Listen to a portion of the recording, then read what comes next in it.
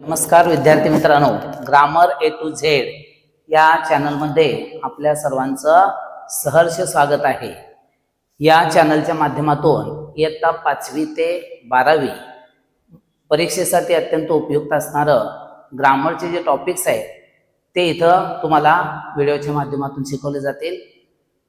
ते अधिक ग्रामरचे टॉपिक शिकण्यासाठी आपल्या चॅनलला सबस्क्राईब करा, लाईक करा आणि जास्तीत जास्त विद्यार्थ्यांच्यापर्यंत शेअर करा, म्हणजे नवीन नवीन व्हिडिओ तुमच्यापर्यंत येत जातील। तर आज आपण या यूट्यूबच्या चॅनलच्या माध्यमातून पहिला सोपा टॉपिक आपण घेणार आहोत, जो 5वी पासून 12वी पर्यंत विचारला जातो। पहिला टॉपिक आपला आहे मेक एक्सक्लेमेटरी।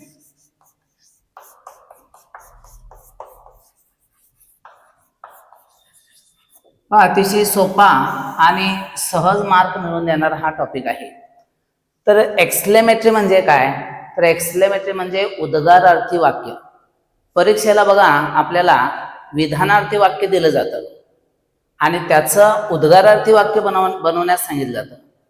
तर यासाठी आपल्याला सगळ्यात महत्त्वाचं आहे विधानार्थी वाक्यामध्ये महत्त्वाचे कोणते शब्द आलेले आहेत।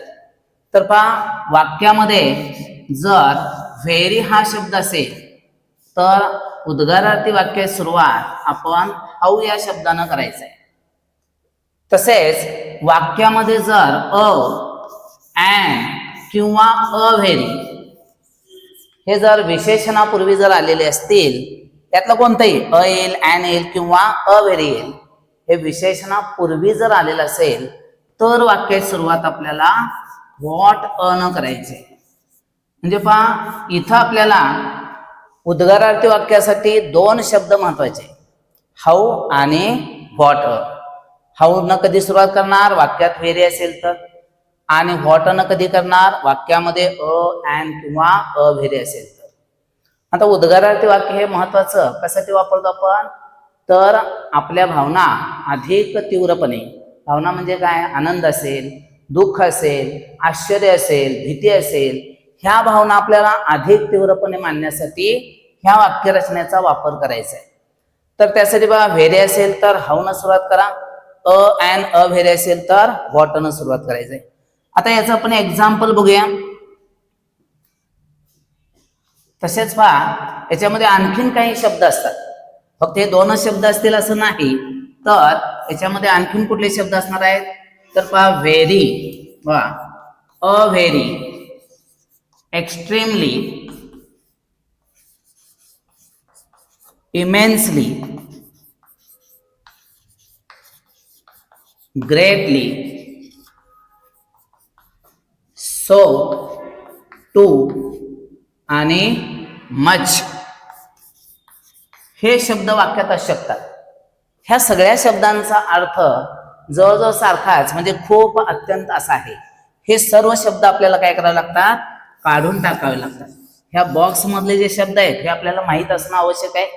हे सगळे शब्द, ह्यातला कुठला तरी एक शब्द असतो, पण जास्तीत जास्त 99% आपल्याला व्हेरी अव्हेरीच असते। इतर पण शब्द येऊ शकतील, पण हे जास्त असणार आहे। चला तर आपण याचा आता एक्झाम्पल बघूया। तर पहा, पहिला आपण एक्झाम्पल घेऊया।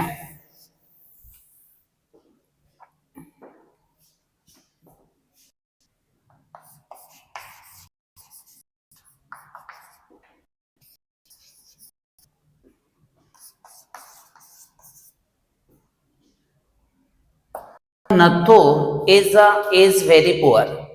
बघा, याच्यामध्ये शब्द कोणता आलेला आहे? व्हेरी। पहिला या शब्दाला, ह्या चौकोनी बॉक्स मधला जो कोणता शब्द असेल त्याला पहिला बॉक्स करा। बॉक्स करायचा आहे म्हणजे आपण काढून टाकायचं आहे। मग आता ह्याच्यात फक्त व्हेरी असल्यामुळं सुरुवात आपण कशाने करायची आहे? हाऊ या शब्दानं करायचं। ह्याच्यानंतर ह्या व्हेरीच्या शब्दाच्या पुढे जे काही असेल ते लिहून घ्यायचं आहे, म्हणजे पुअर। आणि या व्हेरीच्या अगोदर जो शब्द असेल, जे कर्ता क्रियापद, ते लिहून घ्यायचे, इज। आणि शेवटी सगळ्यात महत्वाचं चिन्ह विसरायचं नाही, उद्गारार्थी चिन्ह। त्याच्यानंतर बघा, आपण दुसरं एक एक्झाम्पल पाहू। म्हणजे मी हे जरा पुसतोय।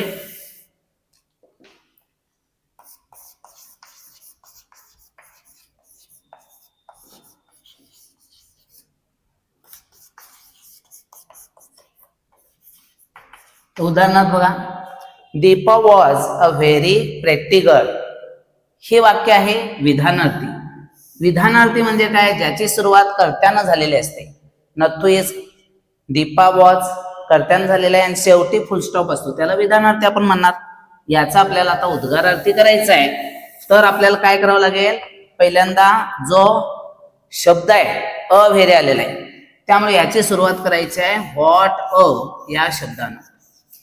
परत ह्या बॉक्सच्या पुढचा एकदा भाग लिहायचा, मागचा एकदा भाग लिहायचा. पहिल्यांदा पुढचा भाग काय आहे, प्रेटी गर्ल. आणि मग ह्याच्या अगोदरचा एक भाग घ्यायचा आहे, कुठला आहे, दीपा वॉज, आणि उद्गारार्थी चिन्ह द्यायचं आहे. म्हणजे what pretty girl Deepa was, हे झालं. How poor Nathu is. अशा प्रकारे हे दोन टाईप मध्ये उद्गारार्थी वाक्य बनतात. आता बघा, काही वेळा काय होईल, वाक्यामध्ये काय असणार आहे, कुठला शब्द पण असणार नाही. बघा उदाहरणार्थ,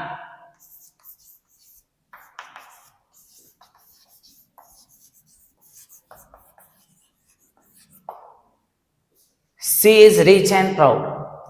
आता पहा, हे वाक्य ह्याच्यात व्हेरी अव्हेरी कुठलेच शब्द आलेले नाही.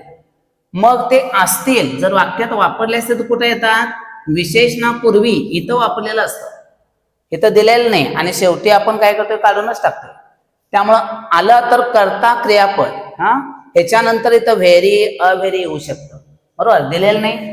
त्यामुळे आपण काय करायचं आहे, शब्दच नाही आहे त्यामुळे सुरुवात हाऊनच करायचं. जर ह्याच्यात अ असतं, ॲन असतं, तर मात्र आपल्याला व्हॉट घ्यायचं आहे. ज्यावेळी अ ॲन नसेल तर हाऊन सुरुवात करायचं.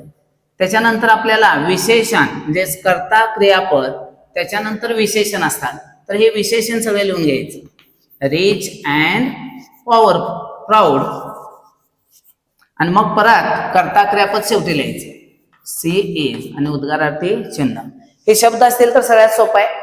शब्द नसेल तरी पण हे टेक्निक लक्षात ठेवा की कर्ता क्रियापद हा शेवटी लिहायचा आहे. हाऊन सुरुवात करा, कर्ता क्रियापद जो आहे त्याच्यानंतर विशेषण असतं, तो सगळा भाग लिहायचा आहे, आणि मग कर्ता क्रियापद लिहायचं, आणि शेवटी उद्गारार्थी चिन्ह. तर काही वेळा बघा वाक्यामध्ये असं पण येऊ शकते,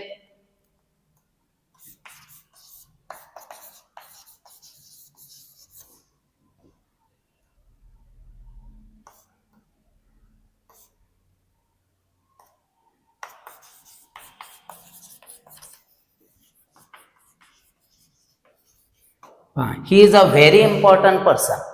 आता बघा इथं काय आलंय, अव्हेरी आलेलं आहे. आपण बॉक्स करूया, बरोबर. अव्हेरी असल्यामुळं सुरुवात कशाने करायचं आहे, व्हॉट अन सुरुवात करूया. पण लक्षात ठेवा, महत्वाचं काय आहे, व्हेरी किंवा अव्हेरी नंतर जर इथं असणारं पुढचं जे विशेषण आहे, शब्द आहे, त्याची सुरुवात जर ए ई आय ओ यू या स्वरानं झालेली असेल तर मात्र अ वापरायचं नाही, तर ॲन वापरायचं. व्हॉट ॲन, मग पुढचं लिहायचं, इम्पॉर्टंट पर्सन ही इज. पहिल्यांदा पुढचा भाग, त्याच्यानंतर अगोदरचा भाग, आणि शेवटी उद्गार चिन्ह. अशा प्रकारे आपल्याला एक्सक्लेमेटरी वाक्य सोडवायचं असतं. मला वाटतं की अतिशय सोप्या पद्धतीनं हे तुम्हाला मी शिकवण्याचा प्रयत्न केलेला आहे. सगळ्यांना जर समजलं असेल तर नक्की व्हिडिओला लाईक करा, सबस्क्राईब करा, चॅनलला आपल्या सबस्क्राईब करा, आणि बेल आयकॉनला सुद्धा, म्हणजेच बेल आयकॉन जो आहे तो दाबा, म्हणजे जास्तीत जास्त तुम्हाला आपले व्हिडिओज येत जातील. Thank you very much.